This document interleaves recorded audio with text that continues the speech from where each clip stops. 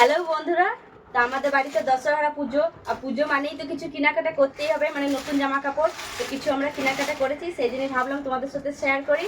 আর এখানে শুধু আমার আর আমার ছেলেরটাই রয়েছে, তো ভাবলাম চলো আমারটাই তোমাদেরকে দেখাই। একটা সালোয়ার নিয়েছি, তো সালোয়ারটা দেখো কীরকম হয়েছে। এই দেখো, একটা খুব সুন্দর একটা কালারে নিয়েছি। এই দেখো আমার ছেলেটাও ওর জামা কাপড়গুলো বার করতে স্টার্ট করে দিয়েছে। এটা ওর জন্য কেনা হয়েছে একটা নতুন জামা।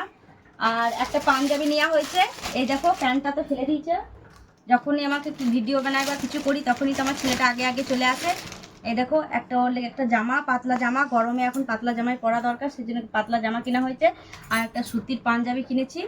এই দেখো এই পাঞ্জাবিটা তো কীরকম হয়েছে তোমরাও বলবে।